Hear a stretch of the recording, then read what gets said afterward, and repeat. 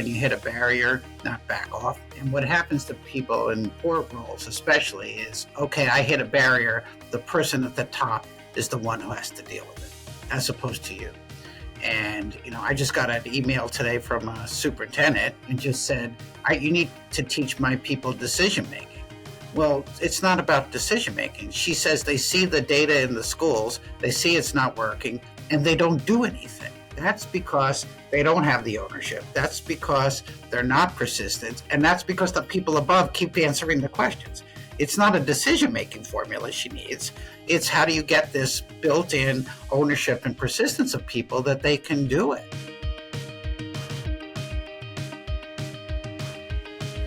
Welcome to Unlock 360, the podcast that delves into education, systems, and leadership.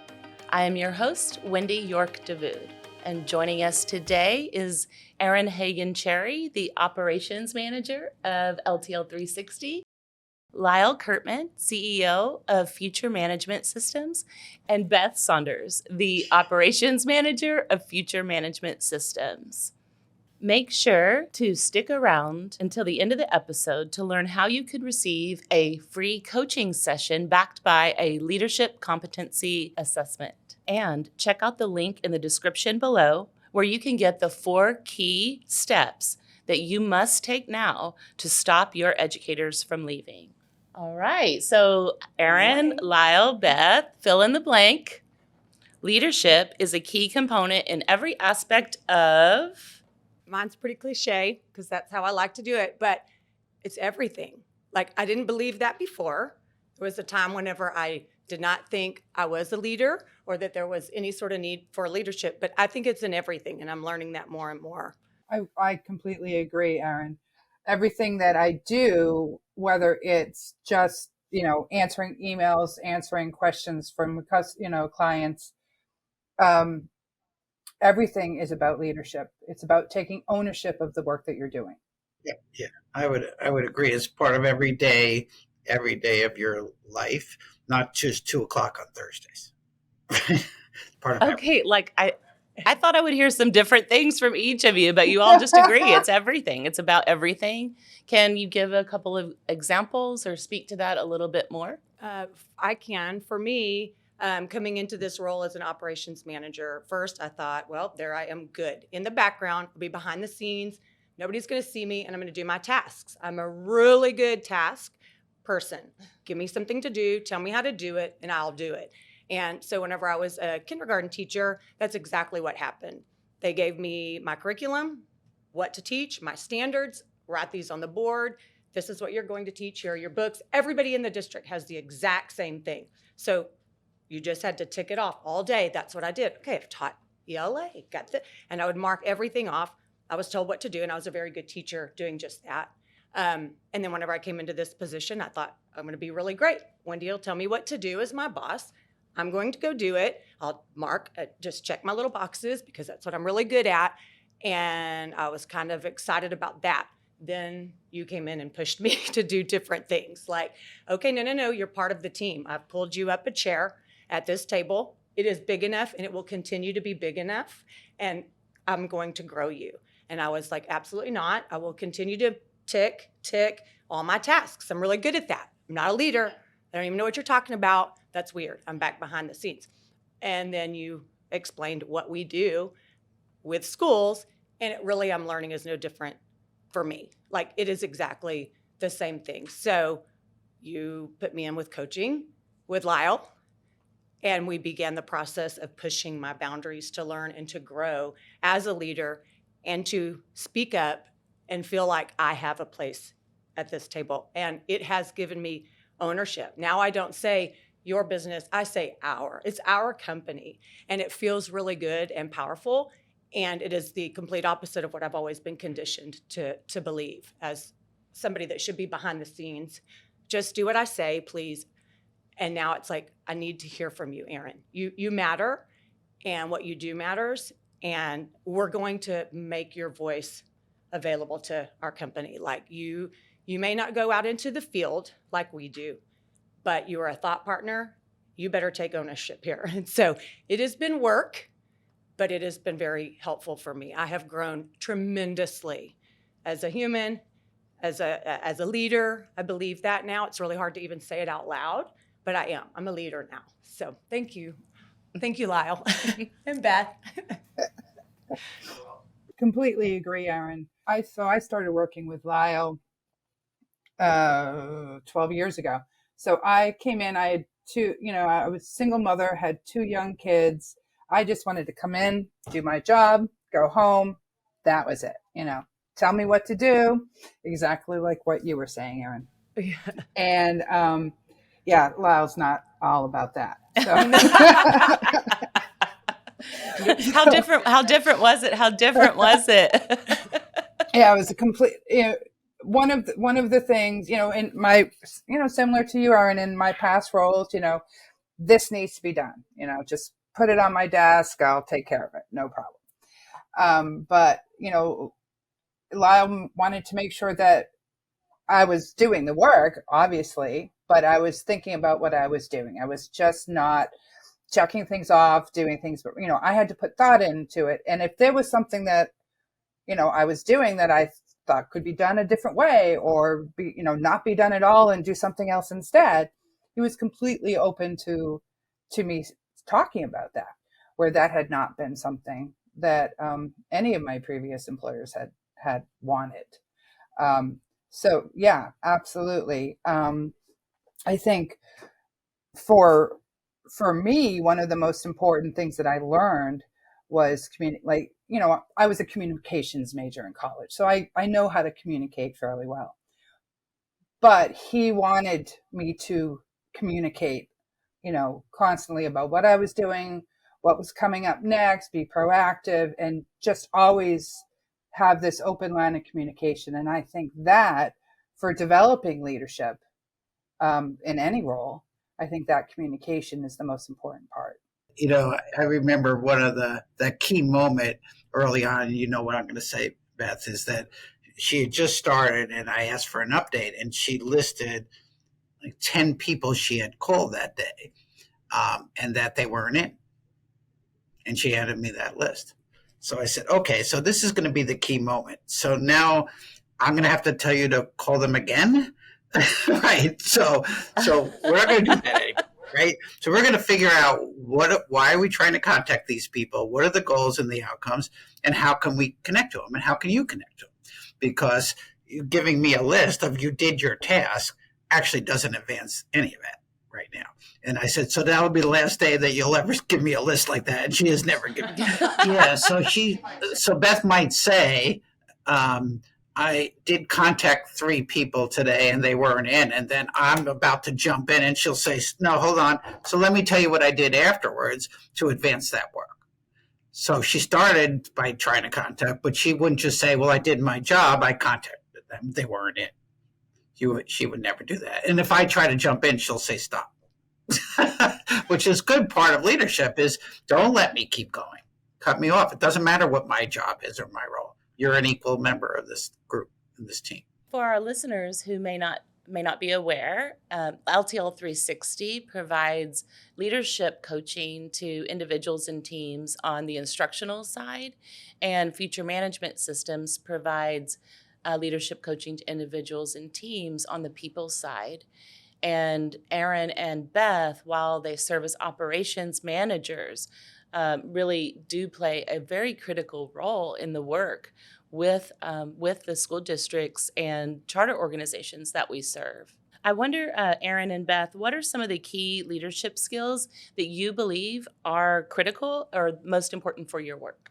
I think I mentioned this briefly before, but communication, obviously, yeah, absolutely. I think communication is both being able to listen and to speak is really important. I also think confidence, and that's something that you develop. It's not, when I wasn't confident when I started this job. I think, Erin, you probably felt the same, because the role was different from what I was used to. And so that confidence develops. And I think the more that confidence develops, the better you get at it. And the better you get as a leader and as a thought partner, or whatever whatever your role is. I think that works And finally, I think it's a real strong kind of through line for both LTL and for FMS is a sense of purpose. What are we trying to do, and who are we trying to help? And I think knowing that is really important. I agree. One of the things I was going to say, or the first thing that came to my mind when you asked that, and it may not be answering it exactly like you're asking it, but it was believing in myself. So, and Lyle knows this, it's part of my coaching. Like, I don't really and never have had someone to build me up, to believe in me, to take time with me, to let me know that I can, like I said, pull up a chair to a table that I feel very much like I don't belong. And you immediately were like, you believed in me. And I've had people believe in me in the past, but it was like learning how to own my own belief in myself. And it took work, a lot of work. It's still where I'm not real confident. I'm much more confident. And I feel it every time we do hard things. So I like to shy away from the hard things. I don't want to do it. It's very uncomfortable. I would rather defer to Wendy, my boss, or anybody else. But I know things have to be done. And it's that you empower me to believe in myself, and that you're putting whatever you believe in into me. In other words, you're going to get coaching with Lyle because we're a team. We do it by ourselves. We do it together. We do it as an entire LTL 360 team. And we're very committed to growing one another. And you'll let me know, hey, Erin, I'm not perfect either. Like, I need somebody not to just sit and yes, ma'am me all the time, but to also say, hey, maybe I disagree a little bit with that. And that's okay. And I would have never, nope, it's just, I don't feel like that would be my role.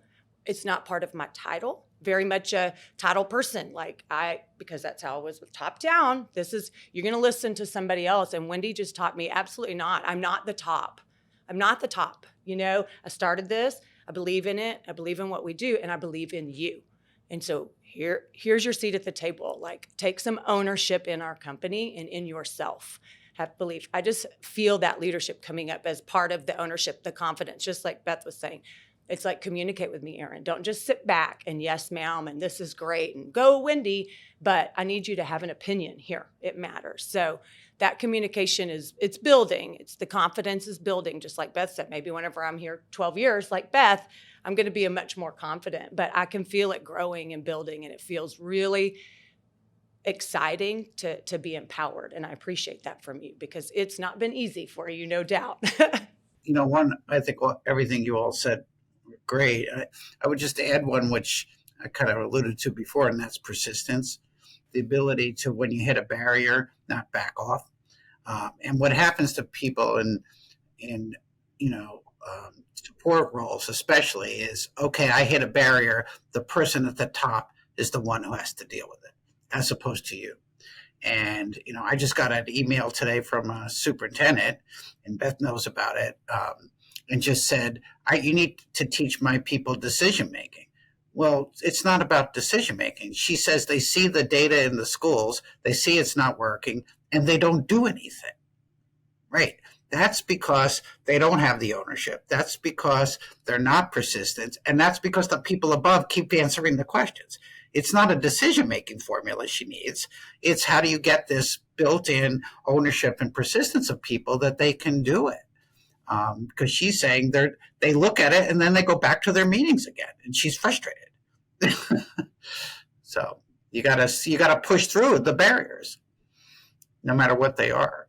And what are some of the most common misconceptions that people have about leadership? I think I know where you may go with this, but I want to hear your thoughts. Anyone can be a leader, because it's not the title. It's what you're doing, or what you do with your position to, further the goals of the organization. I mean, I think simple as that. So you could be an administrative assistant, you could be an office manager, you could be an operations manager, you could be a superintendent, you could be the president. It doesn't matter. You need to know what the goals of the organization are and just go for it. Just do the work with that in mind. So whether it's a task or a podcast or whatever, you do it with what the goals are in mind. So I have a CEO of a nonprofit that used to say, it's not about the title and who said it, it's the merit of the idea. And, it was it's the merit of the idea. It doesn't matter where it comes from. And he's a very strong leader, but he really believed that, and he developed his people. It's the merit of the idea. That's good. And I think I was going to share that, Beth, you reminded me of teachers that I've worked with, because so frequently they'll say, no, I'm a teacher, I'm not a leader. And, I remind them that they have 20, 25, 30, 35 children in front of them who they influence and who follow, and that makes them leaders. Mm-hmm. Absolutely. I think the other maybe skill would be interesting, the two of you to talk about, or Erin and Beth, is the ability to influence, not have authority. Because the real power is influence, not authority. Because once you have authority, once you've declared the authority, it's over. Influence keeps going. So what do you both think about that piece?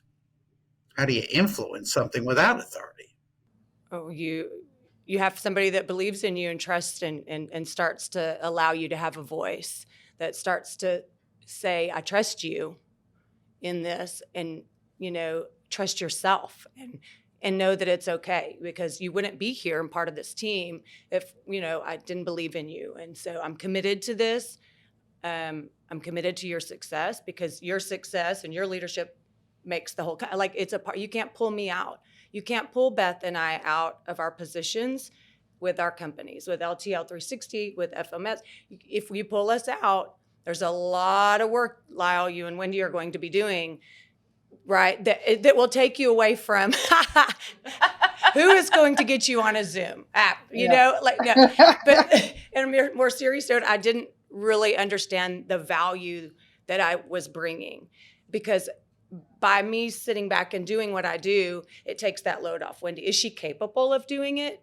Yes, 100%, but not also give our schools the outcomes that we're after, right? She can't do that. You can't do all the things. You can only be spread out so far and then so thin, and then all of a sudden we lose what we're about. We lose our values. Like, what is our organization? What do we value? What is our outcome? Which was a new thing for me to learn from both Wendy and Lyle. Like, Erin, stop telling me the tasks that you're doing. And Wendy would not take it, just like you, Lyle. Like, you have to understand, what is our outcome? I want you to think about that. And I just did not see that place in it. But it is so good. And it has made me now I am a leader. Like, I have an outcome for myself. A daily could be considered tasks, but that outcome is for our company, for our business. And ultimately, it just trickles right on down to the students. That is what we are here for. So even though I feel like, I don't ever see the students. I am empowering, affecting them. I'm bringing them and this company value by what I'm doing behind the scenes, ultimately behind the scenes, right? And Wendy will bring me, it was very strange to me, but Wendy will bring me to meet all the principals on our Zooms to introduce. And, it's like, you need to know her, that she matters here. If you can't get a hold of me, she's got my calendar. She knows everything that's going on all day, every day. So essentially, sometimes I feel like I know more about the day-to-day things, because I also have every other person that works for us, right? If you can't get a hold of them, and it's necessary sometimes, call Erin. Here's her face. Here she is. She matters. And it's really been effective for me to grow as well. And so I just think that's been really valuable. To influence, you need to have that communication that I talked about earlier. So you need to have that already set up, I think. But one of the better ways to influence is if there's a problem that you see coming down the road, right? Because of the way you're doing something or what's going on outside of, I think, knowing what that problem is, explaining that problem, and then not just saying, okay, you deal with it, but have a solution or have a variety of solutions. So when you want to influence where you're going as an organization, you want to be able to present solutions to things that are about to happen, or maybe not even solutions, just new directions, or, I have this idea, let's talk this through. This is kind of what I'm thinking. So I think it goes back to what we talked about earlier, is being a thought partner. And part of that is knowing the organization in and out, like you were saying, Erin. And so I think that is like core to how you influence where you're going, is knowing, again, going back to knowing what the goals of the organization are and what happens on a day-to-day basis, and then going from there. Don't forget to check out the description below to learn more about LTL 360 and get the 4 key steps that you must take now to stop your educators from leaving. Lyle, Beth, Erin, let's talk about leading from the middle. Who wants to take it? I think leading from the middle is like what we were talking about before, being an influencer from your position or a leader from your position. So when you're leading from the middle, you are influencing people above, and you are helping, grow and develop the people, below, or whatever you want to call it. And then your support to the people around you.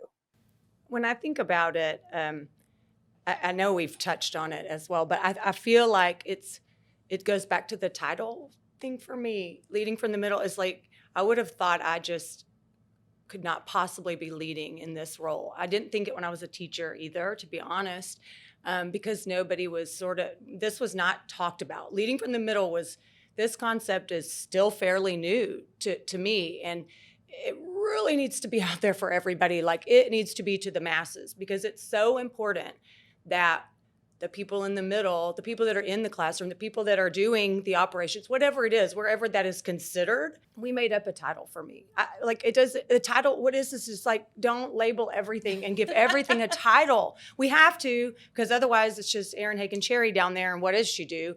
But I think Wendy has let me know that by teaching me how to sort of lead from the middle, is that I am trusted to do a little bit of everything. So I can come to the meetings with the people that are doing the systems improvement work for us and have a voice, an opinion. Yes, I do operations, but you can lead this conversation with us. You can have ideas. You are trusted in this company. Teachers, whenever I was there, I wasn't really even asked an opinion, yet I was the one in the classroom every single day with the children that we were supposed to be reaching. And nobody was asking me anything about what I thought, what might be an idea. Not that I would have the answers to it, or that I expected, okay, we're going to change everything because Miss Cherry said. It was never about that. It was just, be quiet. I'm not going to grow you down there because you're just down there. Like, we're going to tell you what to do, how to do it, and just do it. And I think that's such a loss there when we forget to give them a voice, because I was scared to death of a superintendent. You weren't going to see me speak up because my grammar might not be proper. Like, I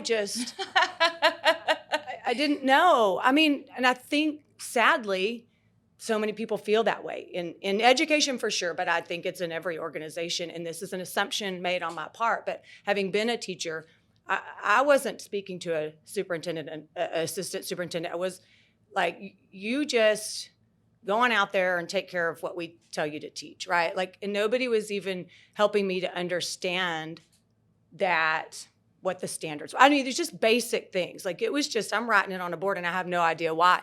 And it would have been nice if I could have had the comfortability to step up and say, hey, I need to understand this. And here is another idea. Or can I be trusted in my classroom with my students that I'm with every single day that maybe you get to see or you don't get to see? I'm not certain. But can't we just all, I like to say this because I just feel like we all need a seat at the table. The table can continue to be extended. We can continue to add chairs. The table is not just for 4 people at the top.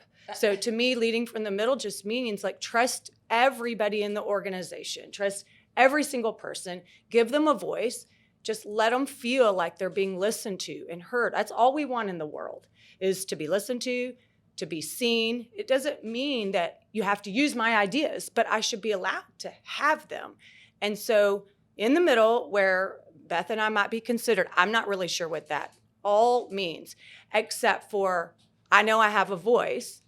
I know Wendy could be considered the top, but she will not allow us to believe that. That isn't what her ideas are, right? Does that make sense? I'm kind of talking around it, but I have so many things that I want to say. I've got to jump in here. I've got to jump in here. So I just the comment that Erin made about superintendents and like being afraid to talk with them, or communicate with them. It just it made me laugh because Lyle and I communicate with superintendents, assistant superintendents, directors, school site principals, all the time. And Erin worrying about her grammar is hilarious because the highest, Lyle has taught me, and from his research, we know the highest performing leaders don't pay attention to detail. And so we receive emails from them that are a hot mess, but it's okay. Like that isn't what matters because they're focused on the outcomes and the results for kids. Mm-hmm. And then the other piece that I wanted to add or to share was this concept of leading from the middle has been around for a while, but it's been in like you hear about it in a concept, like as a theory, as a idea, but you don't see it in practice very often. And in practice, within an educational system, like looking at a school district in particular, what we know is that superintendents, assistant superintendents, the folks at the top frequently, they tend to be, not always, but they tend to be a bit older. And so they may be heading into retirement or they may be looking for the next position. And so sometimes, they move and they're also only one person, each of them are one person. And then at the school site level, that's also true of principals. Many of them are looking for, a position at the central office or at the district office to advance their career and to be able to have an impact on even more teachers and students in their district. And so they frequently shift. Many districts shift their principals on purpose. I remember working with a large district in Southern California that had a standard practice that every 5 years a principal was shifted if they had not already been shifted. And so there's change like frequently in these positions. And so leadership from the middle is about developing your teachers as leaders because that is your most consistent group of people within the school the school district. So if I, as a principal, develop my teachers as leaders, empower them to make decisions, and we put systems in place, then our work can continue long after I've been moved to XYZ Elementary, or long after I've been promoted to the executive director of academics. Yeah, Beth, I was just going to throw in for you, maybe you could add what you're saying, that the story about you speaking to that superintendent, that you were working here too long and you were in a meeting where we pulled together our coaching team, some of the central office people in a more informal summit and the superintendent. And the superintendent said something and Beth challenged the superintendent at that meeting. So why don't you talk about that if you can a little bit? Because I think it's a really good example of leading from below. Yeah, it's actually kind of a funny story. So we were meeting offsite because you're right, it was a more comfortable setting, something that was more comfortable. And it was a meeting of, all of the coaches and consultants that were working with the district. And we were talking about having, the secretaries, because they were called school secretaries, which has always been a pet peeve of mine. But so we were talking about how to get them to take more ownership of their work. And, and I said, well, you can start by stopping calling them secretaries, and so the superintendent turned to me and goes, well, but, just that and I'm like, well, it's a start. And, so a couple of days later, Lyle was in a meeting with him with a bunch of other people, and he started talking about the secretaries, and he stopped, and the minute he goes, oops, sorry, not secretaries, sorry, Beth. But I was already back, in Boston. She was. But I mean, it's things like that, because leading from the middle, and I think unfortunately, maybe, I don't know if that's the right word, but you need to feel like you've been given permission to lead from the middle, and that comes from the top. So if you are not, feeling ownership, or not feeling like you've been given permission to lead, you won't do it. So that tone is set from the top. So even though it is about leading from the middle, it needs to come from the top. The people in the middle, the people at the, support roles, it's all integral parts of the results. So now we're going to wait till we can use the talent of the people, until these upper level people give you permission. I got a real problem with that. I think now I understand the risks of this, so we should talk about it. How do you take initiative and do it? Because the people who move up and have more influence are the ones who don't wait for the permission. I don't want to wait for permission from people who aren't doing this, because they may never get it, and that hurts the results of the school district or anything. So I'm not a big fan of permission, but I understand that it's risky to do what I'm saying. But a lot of times the people who are successful, there's a set of skills, but how do you assert yourself and not wait for the permission? Right. It's scary. To me, it's really scary to think about that. I'm waiting for permission all the time, and Wendy does not like that. But it's beautiful. I mean, that's what it is. She's still always working to better me, to better our organization. It only works if we're all together taking the risks. I mean, right? I don't know how else to say it, and I'm probably not the best at speaking to it, and I'll cry if I talk about it too much, but it matters, and I understand the word is permission. And it feels like I have permission. I don't think that's really the right word. Maybe, I don't know, but it just feels that way. And whenever I don't take the initiative to step it up, she pushes back every single time. Like, no, but I do trust you. So it's like, okay, she did try. I should have. And then I feel bad. And she's like, absolutely not. That's also not beneficial. Like, you can't, we just next time, do better. Trust yourself. It's the only, like, I'm never going to just get there. I'm always working. I think maybe I've heard another superintendent say, maybe Cindy said it. It's a journey. We're on it, and we don't get there. Like, I'm not going to be at the top. Like, I should never get to the top and think, whew, done. I've grown. I'm finished. It's like, it's that thing that you hear about or read about that is so very true. No matter how good you think you are, someone's better. Yeah. So I do appreciate that push. It's scary. It's hard. I sit with Lyle for coaching, and I'm freaking out, and he pushes me to do the things I don't want to do naturally, because I've been conditioned not to trust that inner feeling, maybe I have too much concern for others or whatever it is. And Lyle's always like, well, let's role play. How about let's role play? Because if we start role playing, then you're learning how to do this hard thing. And it was pretty early on in my coaching, whenever I was not coming to Wendy to tell her something. I don't even remember. It's pretty basic now looking back. But at the time, it felt really hard, really, really hard. And Lyle was like, okay, so we're going to role play on this. And I thought, oh. And then I was able to go talk to her. And it was another beautiful, empowering moment of what it means to feel like leading from the middle. Like, you can do this. Come to me with things. We're going to learn and grow. Yes, it's hard, but I trust you. And we're communicating, kind of right back to what Beth said. That communication is key. Instead of me just sitting back and hoping things will just blow over, they're not going to. They're going to keep getting bigger and bigger. And so it was really nice to I do not like to role play, but to be trusted to come to Wendy, to talk to her. And then I realized, oh, okay, I didn't get fired.